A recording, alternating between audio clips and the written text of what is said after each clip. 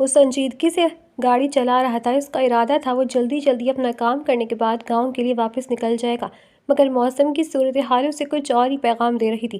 اندھیرا ہونے والا تھا، ایسے میں وہ گاڑی چلانے کا ارادہ بھی کرتا تو موسم کی خطرناک صورتحال میں یہ ممکن نہیں تھا۔ سردیوں کے دن تھے، دھند بھی شدید تھی اور اوپر سے موسم بھی ٹھیک نہیں تھا۔ اس نے گاڑی کے سامنے نظر آنے والے منظر سے نگاہیں ہٹا کر اپنے بائیں جانب پہلو میں بیٹھی اس لڑکی کو دیکھا جو سسکتے ہوئے رو رہی تھی۔ اس کے آنسو ہنوز اس کی آنکھوں سے بہتے جا رہے تھے۔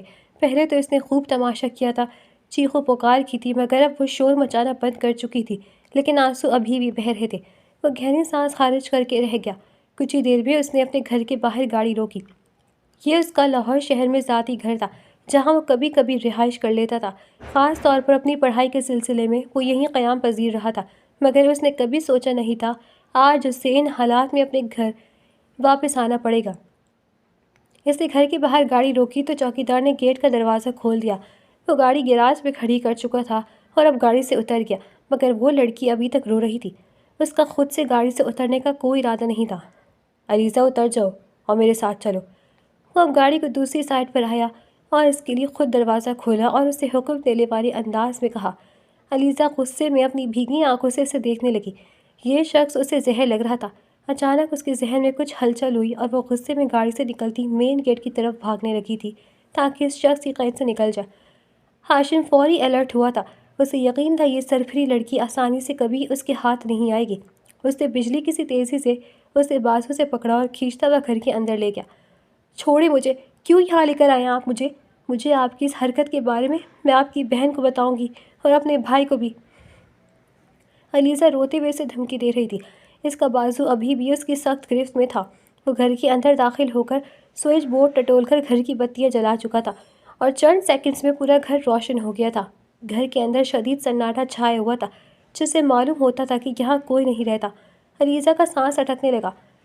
خاموشی سے میرے ساتھ چلو، آج سے یہ تمہارا گھر ہے اور تمہیں یہیں رہنا ہے۔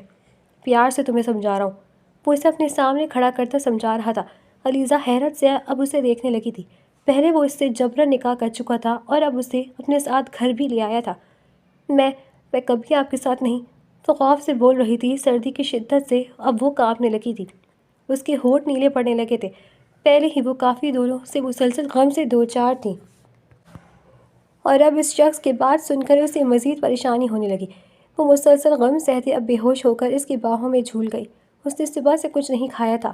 بلڈ پریشر کافی لو ہو گیا تھا۔ ہاشم جو اس کی طرف متوجہ تھا، اچانک اس کے بے ہوش ہونے پر اس کا غصہ کم ہو گیا اور وہ پریشانی کے عالم میں اسے اپنی گود میں اٹھا کر اپنے کمرے میں لے آیا۔ اسے چھونے پر ہاشم کو علیزہ کا جسم ٹھنڈا محسوس ہوا۔ اسے حرارت کی ضرورت تھی۔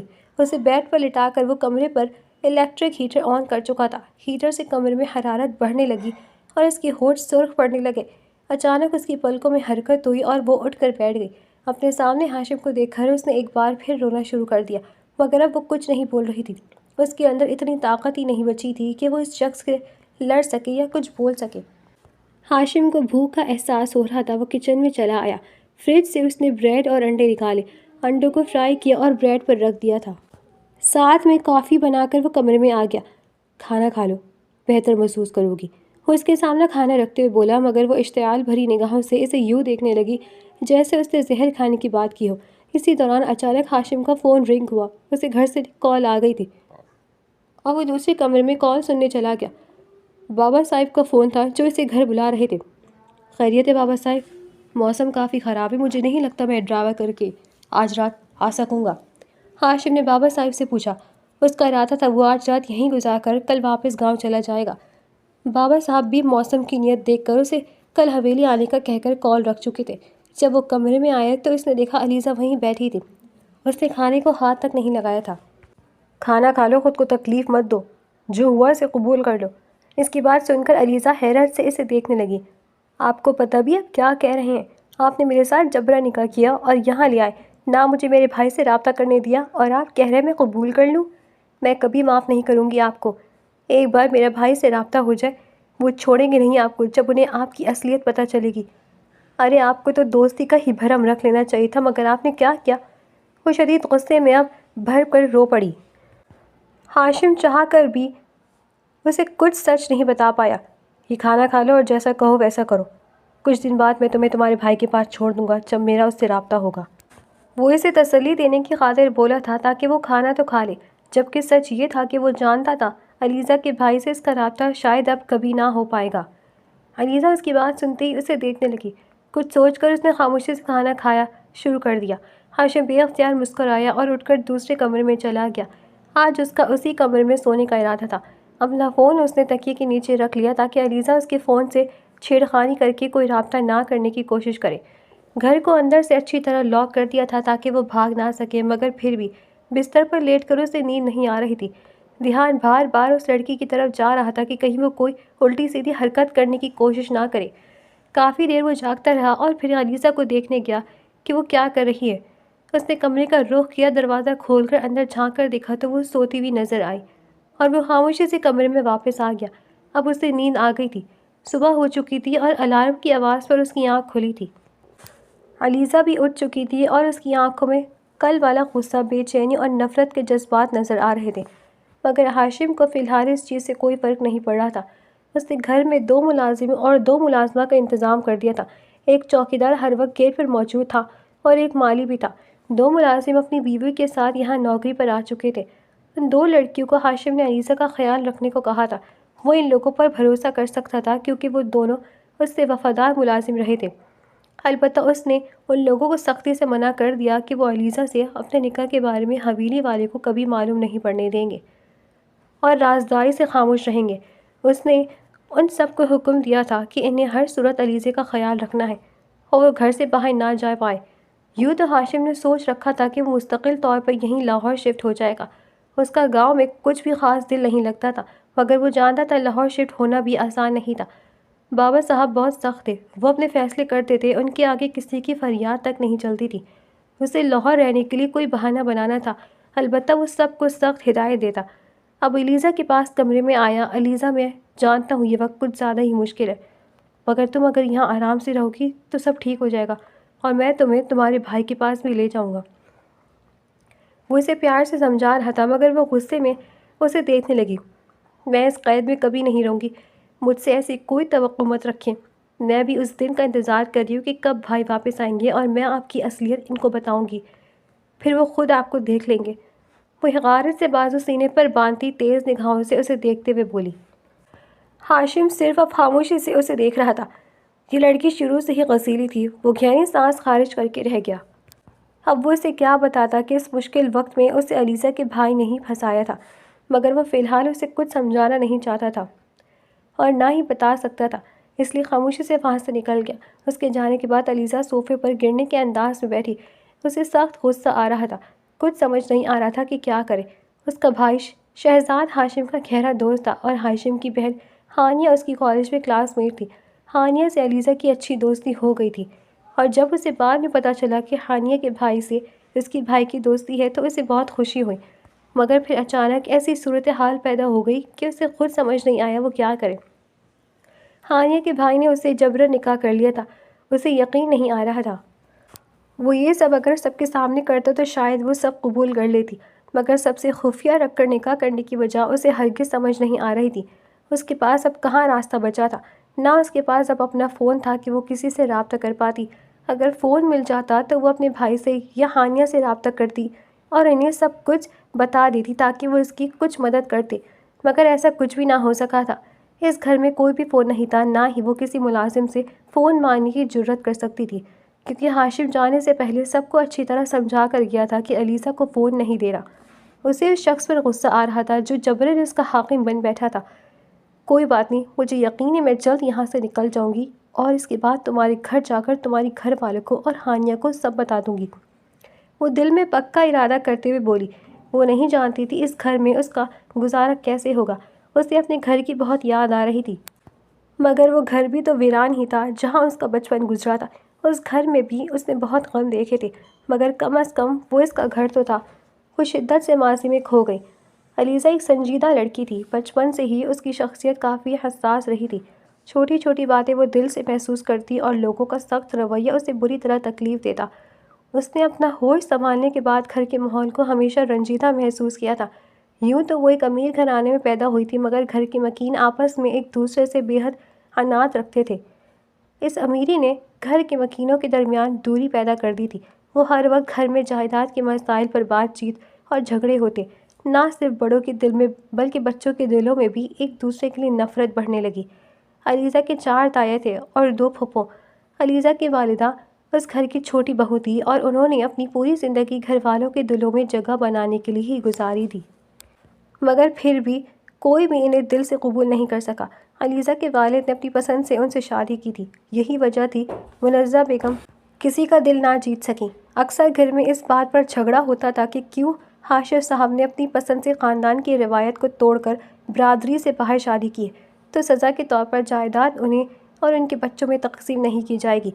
مسلسل پریشانیاں اور غم دل میں دبائے رکھنے سے منزہ بیگم کو دل کی بیماری لگ گئی اور جوانی میں ہی ان کا انتقال ہو گیا۔ اور ان کے جانے کے بعد علیزہ خود کو مزید تنہا محسوس کرتی تھی۔ بابا سارے دن ورک شاپ پر ہوتے تھے، بھائی پڑھائی میں مصروف تھا، وہ بھی پڑھ رہی تھی مگر اس کے دل میں اب بھی ایک خلا باقی تھا۔ اس کے گھر میں بہت سے افراد تھے مگر لوگوں کی بھیڑ ہونے کے باوجود وہ خود کو تنہا محسوس کرتی تھی۔ اس کا بھی دل تھا کہ وہ سب کے ساتھ گھل مل جائے تاکہ اسے اپنے وجود میں جو کمی محسوس ہوتی تھی وہ مٹ جائے، مگر ایسا نہ ہو سکا۔ کچھ وقت کے بعد بالآخر بابا کو وراثت میں ان کا حصہ مل چکا تھا، مگر یہ فیصلہ دادی جان نے کیا تھا، جس کے بعد بھائی، تایا اور پھپھو حاشر صاحب کے مزید دشمن بن گئے اور انہیں لگتا تھا کہ حاشر صاحب نے یہ جائیداد دادی جان سے جبرن لی ہے۔ اسی دوران اپنی جمع پونجی سے حاشر صاحب نے لاہور میں ہی ایک چھوٹا سا گھر خرید لیا اور اپنی بیٹی اور بڑے بیٹے شہزاد کو لے کر وہاں شفٹ ہو گئے، مگر کچھ ہی عرصے بعد بابا کا بھی انتقال ہو گیا۔ شہزاد اپنے کام کے سلسلے میں گھر سے کافی دور رہتا تھا اور اس کا خفیہ کام تھا۔ کیا تھا یہ کوئی نہیں جانتا تھا سوائے اس کے باپ اور ایک دوست ہاشم کے۔ علیزہ بھی اس بارے میں تفصیل سے نہیں جانتی تھی کیونکہ اس کے کام کا تقاضا یہی تھا کہ اس کے کام کو خفیہ رکھا جاتا۔ 1 ماہ پہلے آخری بار علیزہ کی اپنی بھائی سے ملاقات ہوئی تھی۔ وہ کچھ پریشان نظر آ رہے تھے۔ ڈرائنگ روم میں شہزاد بھائی کے ساتھ ان کا دوست ہاشم موجود تھا۔ علیزہ ان دونوں کے لیے چائے بنا کر لائی تھی۔ اس کے سامنے ہی شہزاد بھائی نے بات شروع کی تھی۔ علیزہ، میں کام کے سلسلے میں آؤٹ آف سٹی جا رہا ہوں، میرے بعد ہاشم تمہارا خیال رکھے گا، کسی بھی چیز کی ضرورت ہو تو اسے کال کر لینا یا ہانیہ کے ساتھ رہ لینا۔ شہزاد بھائی اسے سمجھا رہے تھے۔ علیزہ کے لیے یہ کوئی نئی بات نہیں تھی۔ شہزاد بھائی ہمیشہ کام کے سلسلے میں آؤٹ آف سٹی چلے جاتے تھے، مگر اس بار نہ جانے کیوں علیزہ کا دل گھبرا رہا تھا۔ اس نے بھائی کو منع کر دیا کہ وہ یہیں رہ لے گی، اسے اپنے کچھ کپڑے سلائی کرنے تھے، وہ ہمیشہ خود کو مصروف رکھتی تھی، سو اس نے انکار کر دیا۔ ویسے بھی ہانیہ گاؤں میں رہتی تھی، اس کا گاؤں جانے کا دل نہیں کرتا تھا۔ گاؤں کو سناٹا اور خاموشی اسے پسند نہیں تھی، شہر کا شور اور روشنی اسے اچھی لگتی تھی، اس لیے وہ اپنے ہی گھر رہنا چاہتی تھی۔ یہاں کے پڑوسی بھی اچھے تھے، خیال رکھنے والے تھے، یہی وجہ تھی شہزاد علیزہ کے لیے زیادہ پریشان نہیں تھا۔ کچھ ہی دن بعد شہزاد ہاشم کو چھوڑنے اس کے گاؤں جا رہا تھا۔ ہاشم، اپنا وعدہ تم پورا کر دینا، تمہیں علیزہ کو کچھ نہیں بتانا کیونکہ مجھے پتہ ہے میرے گھر والے اس پر دباؤ ڈالیں گے، وہ کہیں سب کو سچ نہ بتا دے۔ شہزاد کی بات سن کر ہاشم سوچ میں پڑ گیا، لیکن علیزہ کو کیسے مناؤں گا؟ ہاشم نے پوچھا۔ منانے کی کوشش کرنا، اگر نہ مانی تو جبرن ہی صحیح، کیونکہ یہ بات تو طے ہے کہ میں اسے محفوظ ہاتھوں میں دینا چاہتا ہوں تاکہ سکون سے جی سکوں یا مر سکوں، اور مجھے علیزہ کے لیے تم سے بہتر کوئی نہیں لگ رہا۔ میری تم سے اتنی سی گزارش ہے کہ تم میری مشکل آسان کر دو، تم سے ایک دوست ہونے کے ناطے التجا کر رہا ہوں۔ شہزاد اسے ایک آس سے کہہ رہا تھا۔ شہزاد، تم فکر نہ کرو، جیسا تم چاہتے ہو میں ویسا ہی کروں گا۔ تم بہت کچھ کر رہے ہو اور اس کے بدلے میں تمہارے لیے اتنا تو کر ہی سکتا ہوں، تم علیزہ کی طرف سے بے فکر ہو جاؤ۔ ہاشم کی تسلی پر شہزادے کو سکون مل گیا، اب وہ بے فکر ہو گیا تھا۔ ہاشم کو گاؤں چھوڑ کر واپس آ گیا اور اب پیکنگ کر رہا تھا تاکہ اپنے جانے کی تیاری کر سکے۔ وہ یہ سب کیوں کر رہا تھا اور کہاں جا رہا تھا، یہ بات صرف اس کے اور ہاشم کے درمیان راز تھی۔ اس نے اپنے کاغذات اٹھائے اور ہینڈ کیری میں رکھے تھے۔ اگلے دن وہ علیزہ سے مل رہا تھا۔ اس نے علیزہ سے کہا تھا جس جگہ وہ جا رہا ہے وہاں نیٹ ورک پرابلم رہتی ہے، سو وہ رابطہ نہیں کر سکے گا۔ وہ یہ بھی نہیں بتا سکا تھا کہ کب واپس آ سکے گا۔ یہ سنتے ہی علیزہ بہت پریشان ہو گئی تھی۔ بھائی، اب نہ جائیں، یہ کیسی جاب ہے آپ کی، چھوڑ دیں یہ نوکری، کوئی اور ڈھونڈ لیں۔ علیزہ کی بات سن کر وہ بے اختیار مسکرایا کیونکہ یہ ناممکن تھا۔ علیزہ کو اس نے گلے سے لگا کر نہ جانے کیوں اسے رونا آ رہا تھا۔ شہزاد بھائی کی آنکھیں بھی نم ہو گئی تھیں اور ان میں کتنے راز دفن تھے یہ کوئی نہیں جانتا تھا۔ شہزاد بھائی چلے گئے تھے۔ ان کے جانے کے بعد کچھ دن بعد ہی اس کے گھر والوں نے علیزہ سے اچانک رابطہ کیا۔ وہ لوگ جو اسے پہلے پوچھتے بھی نہ تھے اب اسے گھر بلا رہے تھے۔ وہ ان لوگوں سے ملنے چلی گئی تھی اور حیرت انگیز طور پر سب اس کا خیال رکھ رہے تھے۔ اور پھر اچانک اسے شہزاد بھائی کی بات یاد آئی تھی، جب بابا نے اپنی وفات سے کچھ دن پہلے اپنی جائیداد میں سے شہزاد اور علیزہ کو حصہ دے دیا تھا۔ میں جانتا ہوں اب بھائی صاحب اور امی بہت مسائل کھڑے کریں گے، کچھ ایسی سازش بھی کریں گے کہ تم لوگوں سے تمہارا حق چھین لیں، مگر بیٹا تم ایسا نہ ہونے دینا، یہ تم دونوں کا حق ہے، تمہیں اسے محفوظ رکھنا ہے۔ بابا کی بات یاد کر کے اچانک وہ ہوش میں آ گئی تھی اور اب اسے سمجھ آ گیا تھا کہ گھر والوں نے لالچ میں اسے گھر بلایا تھا۔ گھر والے شہزاد کے بارے میں پوچھ رہے تھے، اس نے انہیں بتا دیا کہ وہ کام کے سلسلے میں دوسرے شہر گئے ہیں۔ تایا ابو نے اس سے کہا کہ وہ اگلی بار شہزاد کے ساتھ اس کے گھر میں آئیں گے کیونکہ انہیں ان دونوں سے کچھ بات کرنی ہے۔ علیزہ ان کی بات کا مطلب سمجھ چکی تھی، اس لیے دل میں فیصلہ کیا کہ وہ شہزاد بھائی کے آنے کے بعد انہیں پہلے ہی گھر والوں کی سازش کے بارے میں بتا دے گی۔ وہ گھر واپس آ گئی تھی، ہاشم اس کا خیال رکھ رہا تھا۔ پھر اچانک اس نے اس سے نکاح کی بات کی۔ علیزہ کو یہ سن کر شدید غصہ آیا کہ یہ شخص اس سے کیسی بات کر رہا تھا۔ پہلے ہی وہ اپنے بھائی کے لیے پریشان تھی، ان سے اب تک رابطہ نہیں ہوا تھا۔ اپنے خاندان والوں کے بارے میں سوچ کر وہ الگ پریشان تھی اور اب ہاشم نے انوکھی بات کر دی تھی۔ اس نے صاف انکار کر دیا، مگر اس کے وہم و گمان میں بھی نہیں تھا کہ کچھ دن بعد ہاشم جبراً اس سے نکاح کر کے اسے اس کے گھر میں لے آئے گا۔ وہ بالآخر ہوش کی دنیا میں آئی۔ بھائی پلیز اب جلدی آ جائیں، اس نے دکھی دل سے دعا کی تھی۔ وہ گاؤں میں اپنی حویلی واپس آ چکا تھا۔ بابا صاحب اس کے سامنے بیٹھے تھے۔ آج حویلی میں کاروبار سے متعلق باتیں ہو رہی تھیں۔ بابا صاحب چاہتے تھے اب ہاشم بھی سنجیدگی سے اپنا کاروبار کے بارے میں سوچے یا ان کا کاروبار سنبھالے۔ ہاشم خاموشی سے ان کی باتیں سن رہا تھا کیونکہ اس کے دل میں کچھ اور ہی چل رہا تھا۔ وہ سوچ رہا تھا اگر اپنے دل کی بات زبان پر لے آیا تو نہ جانے بابا صاحب کا کیا ری ایکشن ہوگا۔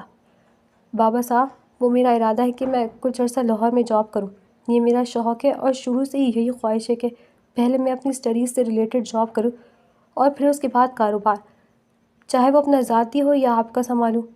ہاشم نے سوچ سمجھ کر اس انداز سے بات کہی کہ بابا صاحب نے اسے اجازت بھی دے دی اور انہیں برا بھی نہ لگا۔ اچھا تو ابھی بھی تمہارا لاہور کا شوق پورا نہیں ہوا؟ لگتا ہے بڑا جی لگتا ہے تمہارا وہاں۔ بابا صاحب کی بات سن کر وہ مسکرا دیا۔ فی الحال تو وہ نوکری نہیں کرنا چاہتا تھا، مگر علیزہ کی وجہ سے اسے کرنی تھی تاکہ لاہور رہنے کا بہانہ مل سکے۔ جب تک مناسب وقت نہیں آ جاتا وہ اپنی نکاح کے بارے میں گھر والوں کو نہیں بتا سکتا تھا، کیونکہ اس کے گھر والے کبھی اس کی بات کو سمجھ نہ پاتے۔ اس کے خاندان میں بھی برادری میں شادی کرنے کی سخت اصول موجود تھے۔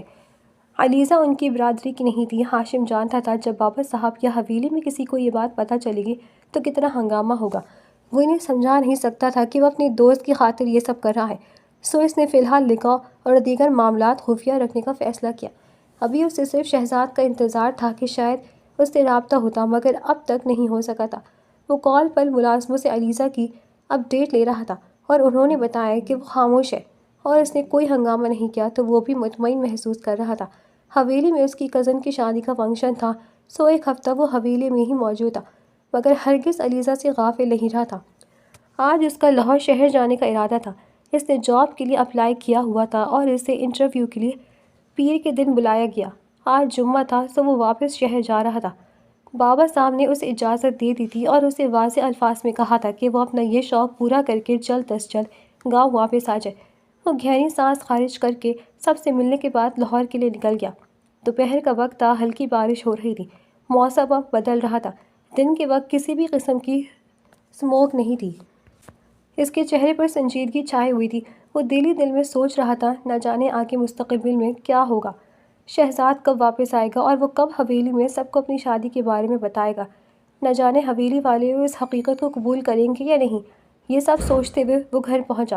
جب وہ گاڑی گیراج میں کھڑی کر کے لان میں آیا تو دنگ رہ گیا۔ اس کی نگاہ لان میں بارش میں بھیگتی علیزہ پر گئی۔ اسے یقین نہیں آ رہا تھا کہ ابھی سردیوں کے موسم تھے اور وہ ٹھنڈی بارش میں نہا رہی تھی۔ صاحب جی، ہم نے علیزہ بی بی کو کافی منع کیا لیکن وہ ہماری نہیں سن رہی۔ ملازمہ پریشانی سے ہاشم کو بتانے لگی کہ کہیں وہ غصے میں نہ آ جائے۔ کہ کیا کر رہی تم علیزہ؟ وہ اسے دور سے آوازیں دے رہا تھا، مگر وہ سنی انسنی کر چکی تھی۔ اس کی اس لاپرواہی پر اب ہاشم کو شدید غصہ آ رہا تھا۔ شوق پورا ہو گیا، اب اندر چلو۔ عجیب حرکت ہے تمہاری۔ ہاشم کو اس بات کا غصہ تھا کہ علیزہ ملازموں کے سامنے بارش میں بھیگ رہی تھی۔ وہ حسن کی پری آس پاس کے ماحول سے بے خبر تھی۔ لمحوں کو بھی وہ ساکن ہوا، لیکن نگاہ جیسے وہ وہاں کھڑے گارڈز مالی پر گئی تو اس کے اندر آگ لگ گئی تھی۔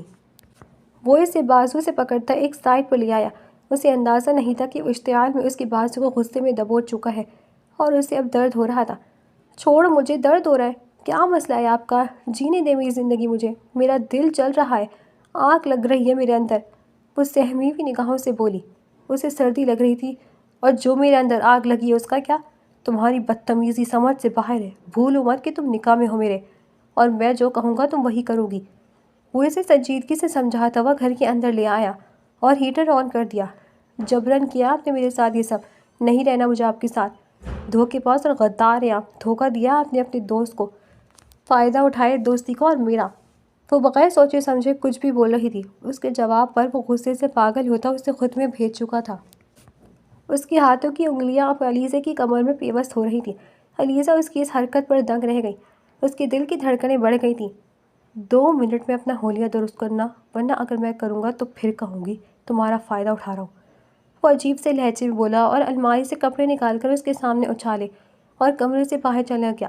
علیزہ دنگ رہ گئی تھی، سانس لینا مشکل ہو رہا تھا۔ اسے اس شخص پر مزید غصہ آ رہا تھا۔ وہ گھر میں گھٹن محسوس کر رہی تھی، اس لیے لان میں چہل قدمی کرنے آ گئی تھی۔ اسی دوران بارش قطروں کی صورت اس پر گرنے لگی۔ بارش کے ٹھنڈے ٹھنڈے قطرے اسے بڑے نہیں لگ رہے تھے، بلکہ ایک عجیب سا سکون مل رہا تھا، سو وہ بارش میں بھیگتی رہی۔ ملازموں نے اسے روکنے کی کوشش کی تھی مگر وہ کسی کی بات کو سنجیدہ نہیں لے رہی تھی۔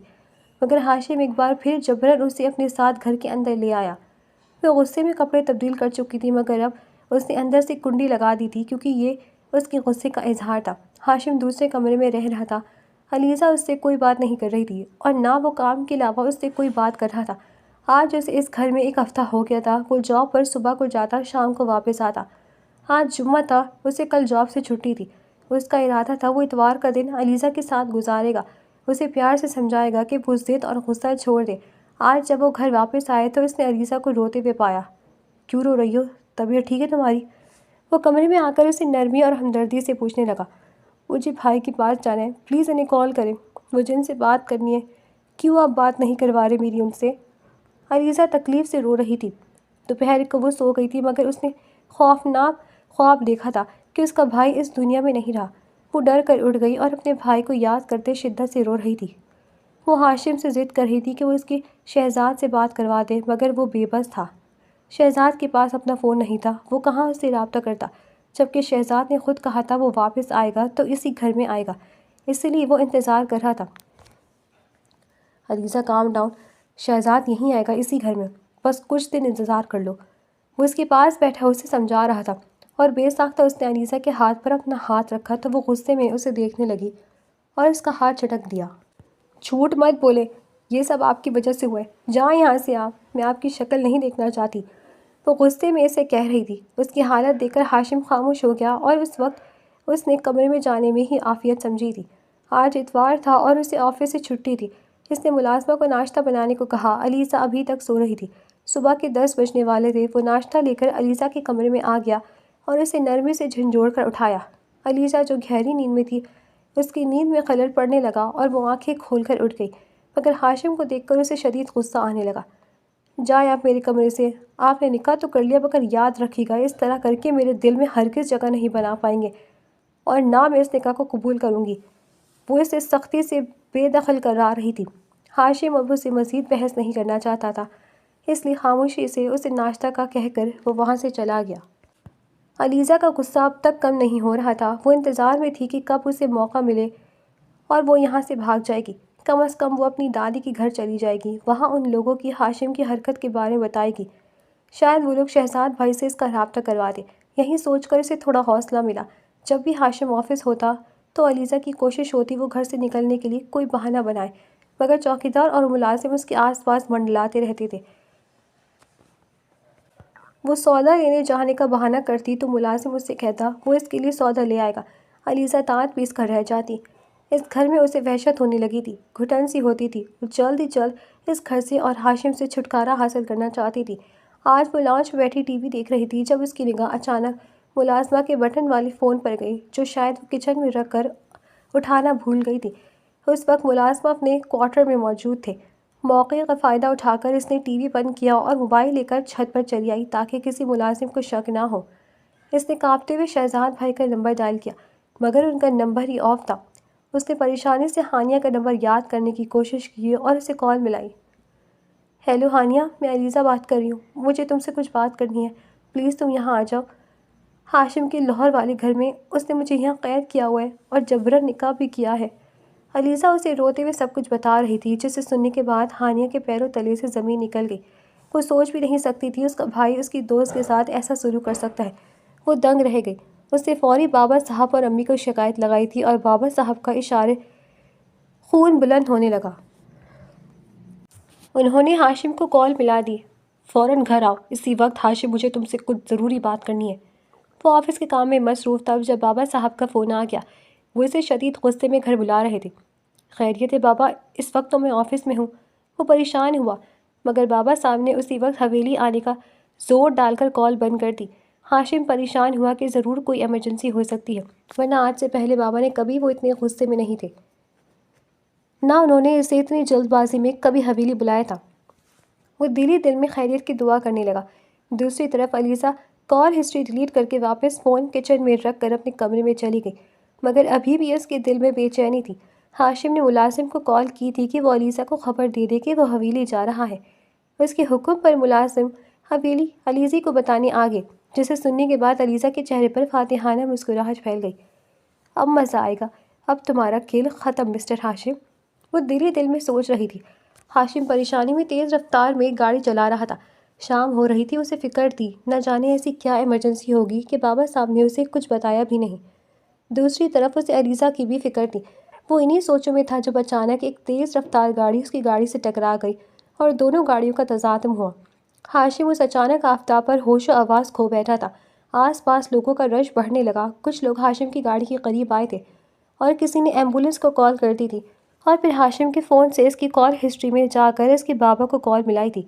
ہاشم کے ایکسیڈنٹ کی خبر کرتے ہوئے اس آدمی نے بابا صاحب کو ہسپتال کا ایڈریس بتا دیا۔ پیچھے کہیں ایمبولینس کے سائرن کی آوازیں آ رہی تھیں۔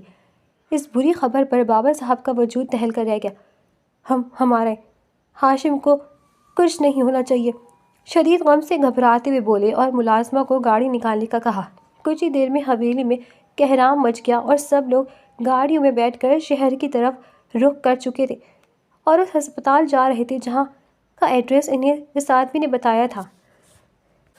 ہاشم کو بری حالت میں ہسپتال داخل کر دیا گیا تھا۔ رات ہو چکی تھی، علیزہ کو اب تک نیند نہیں آ رہی تھی اور وہ کروٹ پر کروٹ بدل رہی تھی۔ اس کا دل بے چین ہو رہا تھا۔ اچانک اسے ملازمہ کی آواز آئی۔ وہ لاؤنج میں تھی۔ وہ کمرے سے باہر نکل آئی اور پریشانی سے علیزہ کو بتایا کہ ہانیہ بی بی کا فون آیا ہے۔ علیزہ نے اسے فون لے کر ہانیہ سے بات کی تو ہانیہ نے اسے روتے ہوئے ہاشم کے ایکسیڈنٹ کے بارے میں بتا دیا، جسے سننے کے بعد علیزہ کو سخت جھٹکا لگا۔ تم یہاں ہاسپٹل آ جاؤ، بابا بہت غصے میں تھے، پتہ نہیں وہ کیا کریں، ہاشم بھائی ہوش میں نہیں ہے، میں ایڈریس سمجھا دیتی ہوں تمہیں ہاسپٹل کا۔ ہانیہ کی روتی ہوئی آواز سن کر وہ کانپ گئی۔ اس نے غائب دماغی سے ایڈریس سنا۔ جیسے ہی کال بند ہوئی، گھر کے دروازے کی بیل بجی۔ ملازم نے جا کر دروازہ کھولا اور آنے والے شخص کو دیکھ کر علیزہ کو اپنی آنکھوں پر یقین نہیں آ رہا تھا۔ وہ شہزاد تھا، اس کا بھائی۔ بھائی آپ شکر ہے آپ آ گئے، کیوں مجھے چھوڑ کر گئے تھے، کہاں گئے تھے آپ؟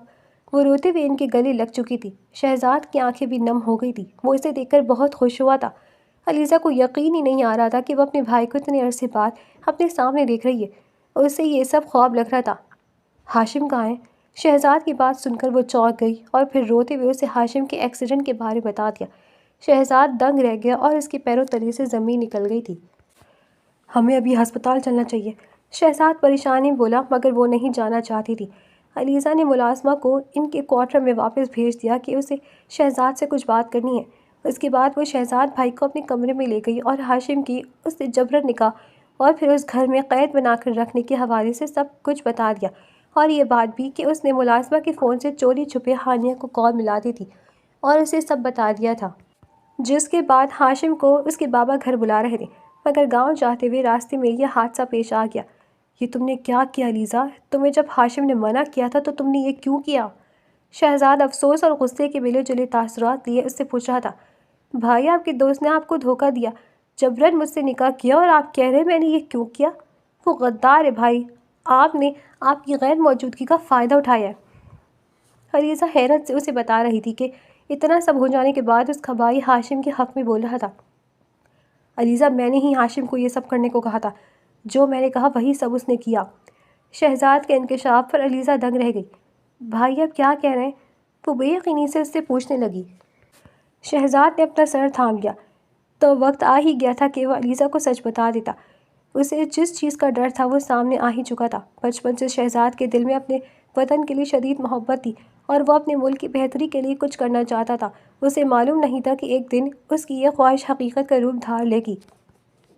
وہ یونیورسٹی میں تھا جب اسے یہ موقع ملا کہ وہ اپنے ملک کے لیے کچھ کر سکے اور اسے ایک اسپائی بننے کا موقع مل گیا۔